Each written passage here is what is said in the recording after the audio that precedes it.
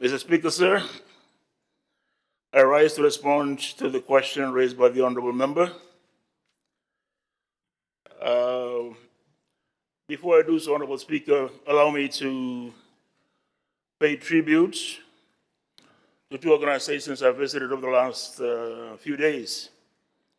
The first was the Expo for Early Release last Friday, organized by the Commissioner of Corrections, Maturangan Ita, Mr. Naudu Kindi, and at Corvo. This was a truly illuminating visit, Mr. Speaker, sir, where our inmates have been trained in some very useful skills. They came with nothing, and they're leaving the institutions with something valuable.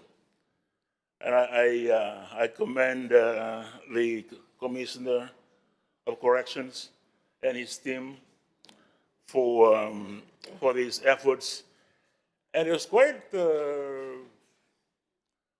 impressive, Mr. Speaker, sir, that the recidivism is now down to 0.58%.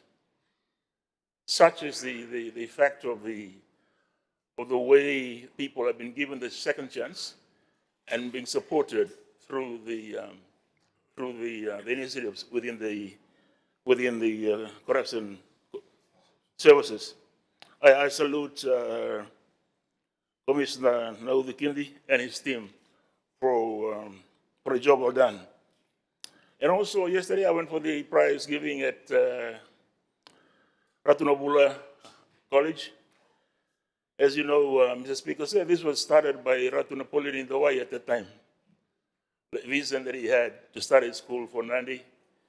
It now has a roll of more than 1,000 people, and is one of the leading institutions now in the area of Nandi. I was sharing with my colleagues in caucus today. When they came up to receive their prizes, I was impressed with the presentation, with the attire, the way they presented themselves. And I later found out on the speakers that a lot of them from TVET, on the day they finished their courses, they were snapped up by companies around Nandi. So Ratunabula had to plead with employers to release them to come to the function. So it was quite impressive, Mr. Speaker. And there's truth in the adage. There's dignity in work. No. And I think TVET is doing a wonderful job in that area, and I share that with the Honorable Minister today on the focus, commending him on the focus on TVET in education.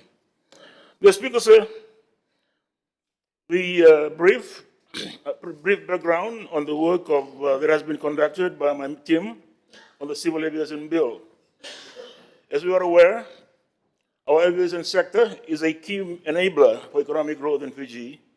And while we continue to strengthen connectivity within the Pacific, we have an obligation to international standards set by the International Civil Aviation Organization. In October this year, Cabinet endorsed the review of Fiji's 3 primary civil aviation laws, namely Civil Aviation Act 1976, Civil Aviation Authority of Fiji Act 1979, and the Civil Aviation Reform Act of 1999. These acts, drafted decades ago for a very different aviation environment, no longer adequately support modern safety, regulatory, and operational requirements. The Civil Aviation Act is now 49 years old. The Authority Act is 46 years old, and the Reform Act is 26 years old. This work will culminate in a new Civil Aviation Bill, which will repeal and replace the existing acts with a single modern piece of legislation. The new bill is designed to provide a comprehensive legal framework for both aviation safety and economic regulation, ensuring Fiji's civil aviation system is equipped to meet current and emerging sector demands. The development of this bill responds directly to the findings of the 2019 ICAO audit, which highlighted significant gaps arising from the age of the current legislation. Consolidating the 3 acts into one will remove duplication, strengthen clarity and better align Fiji's civil aviation system with international best practice. The bill will also enable harmonization of subsidiary regulations, including alignment with the New Zealand civil aviation rules parts, which represent a well-established and internationally recognized regulatory model. To ensure the bill is robust and fit for purpose, a comparative analysis was undertaken with the civil aviation legislation of New Zealand, Singapore, and Papua New Guinea. The most relevant and effective provisions from these jurisdictions have been incorporated and adapted to Fiji's legal and operational context. Following this review, the draft Civil Aviation Bill 2026 is now in its public consultation phase. The key objectives of the draft Civil Aviation Bill include: 1, compliance with ICAO standards, focusing on safety; 2, consolidation and efficiency, having in place a single cohesive framework and eliminating possible legal duplication; and 3, strengthening legal authority to ensure alignment with international standards and best practice.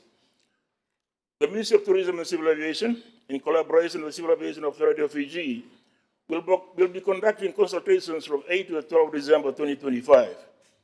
This will start in Suva, followed by Nandi, then Lombasa, and conclude in Savu-Savu.